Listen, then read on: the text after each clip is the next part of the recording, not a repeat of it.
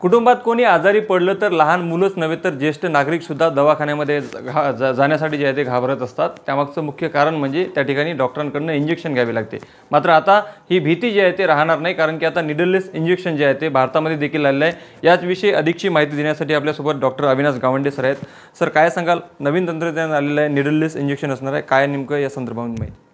हे निडललेस इंजेक्शन मागच्या बऱ्याच वर्षापासून आपल्या इंडियाच्या बाहेर आहे, म्हणजे विशेषतः पहिले सुरुवातीला अमेरिकेत आलेलं आहे। आता मागच्या काही 8 ते 10 महिन्यापासून आपल्या इंडियात ही इंजेक्शन अवेलेबल आहे। जसे सुरुवातीला आपण निडल वापरून इंजेक्शन द्यायचं, जसं जन्म झाल्याबरोबर मुलांना सर्वात कोणती भीती असेल तर ते व्हॅक्सिनेशनची, कारण जन्मापासूनच व्हॅक्सिन सुरू होतात। त्याच्यामुळे या निडलमुळे व्हॅक्सिन देणं टाळल्या जाते। फक्त बाळाचीच भीती नाही तर बाळांच्या आईवडिलांनासुद्धा एक प्रेमापोटी त्यांना काळजी असते की आपल्या मुलाला एक प्रिक टोचल्या जाऊ शकते, त्याच्यामुळे एखाद्या ते पण इंजेक्शन दिले होऊ शकते। पण यासोबतच फक्त प्रिकची भीतीच नाही तर आणि पालकाची काळजी नाही तर एक टिश्यू ट्रॉमा आहे। जर इंजेक्शन आतमध्ये दिल्याच्यानंतर मसल फायबर ब्रेक होऊन त्यावाटे जे कॉम्प्लिकेशन होऊ शकतात ते या इंजेक्शनमुळे होणार नाही। आणि ही जे टेक्निक आहे निडल फ्री इंजेक्शन टेक्निक, यामध्ये जसे आपण हे निडल वापरण्यात येते, हे निडल न वापरता याच्यात हे कार्ट्रीज आहे। कार्ट्रीज या प्रेशर ड्रिव्हन एक स्टेनलेस स्टील म्हणजे याच्यात प्रेशरमध्ये या कार्ट्रीजमध्ये वॅक्सिन भरल्या जाते। याच्यात निडल न देता हे डायरेक्ट या प्रेशरनी एक जवळपास याचा 200 PSI प्रेशरनी आतमध्ये इंजेक्शन जाते। आणि इंजेक्शन आतमध्ये गेल्याच्यानंतर 2 टाईपचे म्हणजे एक तर सबक्युटेनियस किंवा इंट्रामस्क्युलर या 2 प्रकारचे इंजेक्शन यावाटे देता येतात।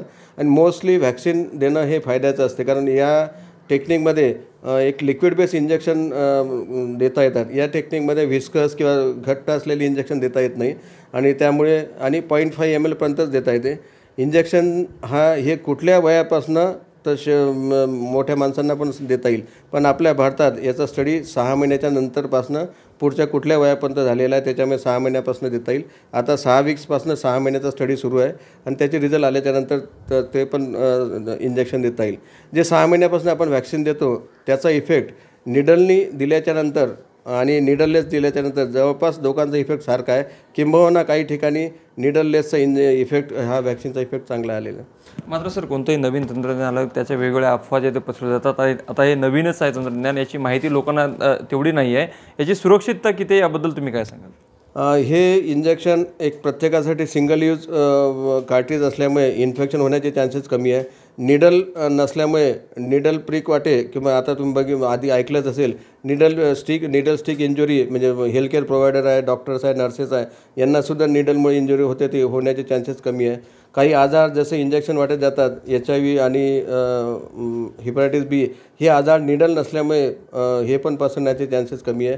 म्हणजे विशेषतः असा विचार केला तर हे इन्फेक्शन लेस आणि भीती पण नाही आणि बरेचसे आजार बरेचसे इन्फेक्शन याच्यामुळे होणार नाही। खूप खूप धन्यवाद सर। लोकशाही मराठी करता मी ज्ञानेश्वर पवार, नागपूर।